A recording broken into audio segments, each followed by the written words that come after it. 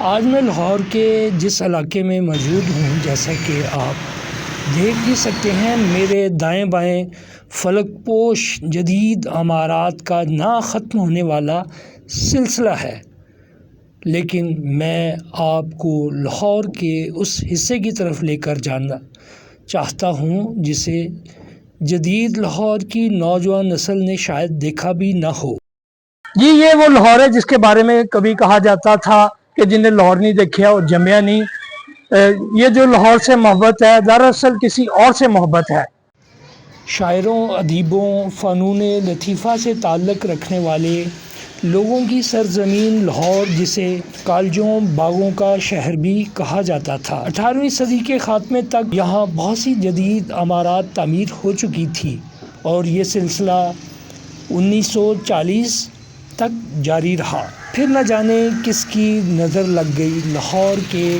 وہ علاقے جہاں رہنا، جسے دیکھنا لوگوں کا خواب ہوا کرتا تھا۔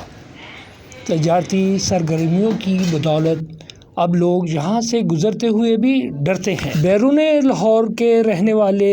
اکثر باسی یہاں جیدے کی لسی، تارے کی لسی، تاری کی بونگ، حاجی کی نہاری اور اس طرح کے کھانے پینے کی اشیاء کے لیے تو آتے ہیں، لیکن لاہور کو،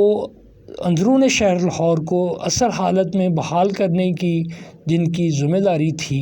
میری مراد وال سٹی اتھارٹی، اگرچہ انہوں نے کچھ نایاب اور بہترین کام کیا ہے، لیکن وہ کوئی ایسا کام نہ کر سکے جس کی بدولت بیرون شہر یا کم از کم پوش علاقوں کے لاہوری اندرون شہر ان کے کیے ہوئے کام کو دیکھنے کے لیے آئیں۔ جی، جس طرح نام ہے اس کا کہ ورلڈ سٹی جو پاکستان میں ہیں اور ان میں سر فہرست ہے، اس کی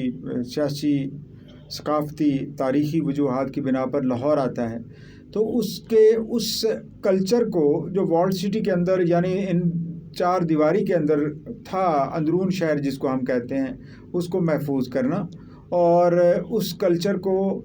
میں ٹینجیبل اور انٹینجیبل دونوں شامل ہیں، یعنی روایتیں بھی ان کو بھی محفوظ کرنا اور ساتھ ہی ساتھ جو عمارتیں ہیں ان کو بھی محفوظ کرنا اور انہیں سیاحت کے لیے اٹریکٹیو بنانا اور بہت ماحول ایسا بنانا کہ جس سے سیاحت کو فروغ ہو۔ اچھا، کیا وال سٹی ان مقاصد میں پورا اتری ہے، کامیاب ہو گئی ہے، ناکام ہو گئی ہے؟ اگر دیکھیے، یہ لاہور 9 یا 10 ٹریلز پر مشتمل ہے، یعنی گزرگاہوں پر مشتمل ہے۔ ایک تو یہ کہ ہر گیٹ کی اپنی ایک گزرگاہ ہے، تو اس لحاظ سے دیکھا جائے تو 13 گزرگاہیں ہیں، تو ابھی تک ایک ہی گزرگاہ ریسٹور ہو پائی ہے، اور وہ بھی آپ پرانی کوتوالی تک، یعنی مسجد وزیر خان کی نکر تک، اس سے آگے کا علاقہ جسے کشمیری بازار کو آپ کہتے ہیں، وہ ابھی ریسٹور ہونا ہے، چونکہ یہ بڑا ایک کمپلیکس ایشو ہے، ایک مکمل کمرشلائزڈ ہو چکا ہوا شہر ہے، یہ رہائشی نہیں ہے کہ جس میں آپ لوگوں کو یا لوگوں کی آمد و رفت کو کم کر سکیں، تو چونکہ لوگوں کے بزنس انٹرسٹ یہاں ہیں، پاکستان مارکیٹ ہے، اعظم کلاتھ مارکیٹ ہے اور بہت ساری مارکیٹیں مارج وجود میں آ چکی ہیں یہاں پہ پاکستان بننے کے بعد، بلکہ 60s کے بعد، تو یہ ایک آسان کام نہیں۔ یہ مجھے بتائیں کہ جو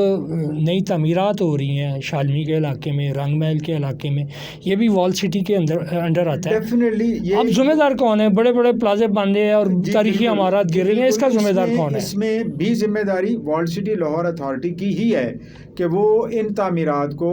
جس میں قدیم عمارتوں کو گرا کر، تاریخی عمارتوں کو گرا کر، حویلیوں کو گرا کر راتوں رات پلازوں کی بنیادیں رکھ دی جاتی ہیں، اور پھر پتہ چلتا ہے کہ یہاں پہ 5 منزلیں نیچے جا چکا ہے اور 5-6 منزلیں اوپر جا چکا ہے، تو یہ سراسر